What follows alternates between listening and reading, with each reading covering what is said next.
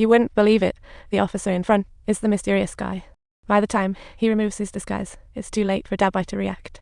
The gun is coated in pufferfish toxin, just enough to make him lose the ability to resist while still feeling every single thing happen.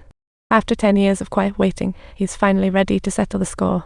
He secures Dabbai to the operating table and injects him with saline to prevent him from logging off halfway through. Luckily, he had monitoring equipment, checking heart rates for crucial adrenaline. He lets Dabbai experience the upcoming art and cuts open his eyelids.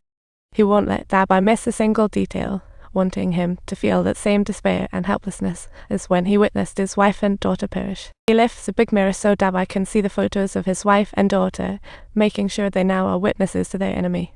Once everything's, he turns on the camera to capture the entire creative process. Meanwhile, All Black uncovers certain facts through his investigation of Dabbai.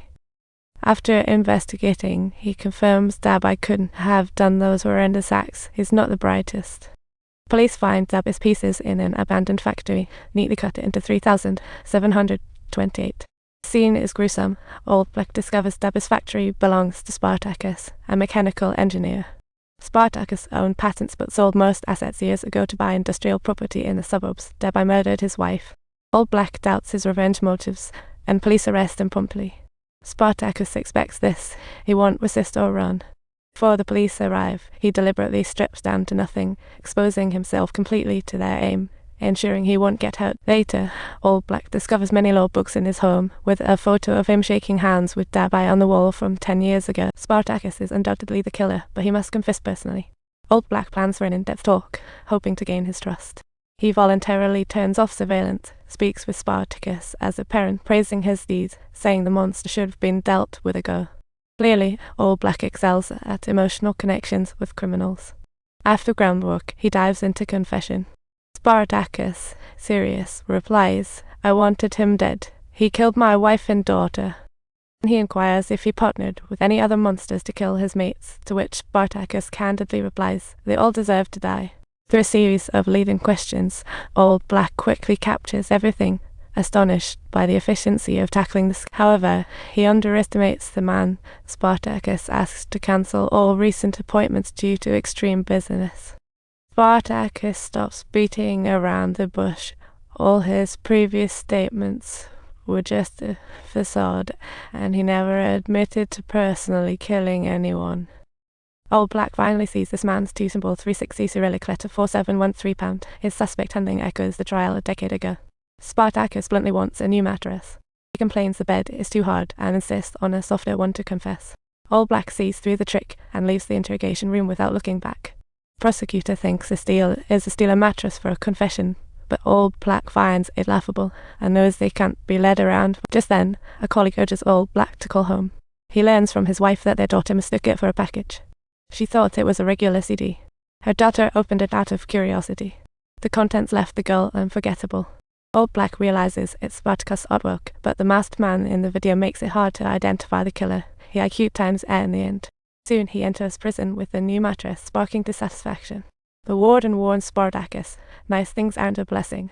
Meanwhile, assistant Susan extensively researches and finds Spartacus hasn't had a fixed address for 10 years, but has received payments from the Defense Department. Moreover, he's purchased 9 properties and transferred them into the name of a company in Panama. Due to the lack of a mutual treaty, they can't check the corresponding. Black orders to uncover hidden assets. They must have an agenda. Next day in court, Spartacus forgoes legal representation. Hal defended himself and asked for bail. All Black hopes judge keeps suspect in, but has no evidence. Under the Constitution, a suspect has bail rights until the prosecution gets valid evidence, leaving All Black with no counter-arguments, agreed the judge. But just as the judge announces the bail approval, Spartacus pulls a surprise twist. Yet this was all within Spartacus' expectations. Later, All Black returns to the prison, and Spartacus indeed keeps his word, detailing how he personally killed 2 people. All Black breathes a sigh of relief, knowing it's nearly impossible for a criminal to escape justice once they admit crime details, but to his surprise, the suspect doesn't want to escape. He wants to butter another case with All Black for a medium rare steak meal. The deal hinges on the lawyer Olvray, who didn't take down notes 10 years ago. Investigations reveal old Ray has indeed been missing for 3 days. He seems to have leverage for a deal. Spartacus tells Old Black to bring a hot steak by 1 p.m. or Old Ray's safety isn't guaranteed. Soon, a food truck rolls into the prison. After rigorous security checks for safety, they allow it to be delivered.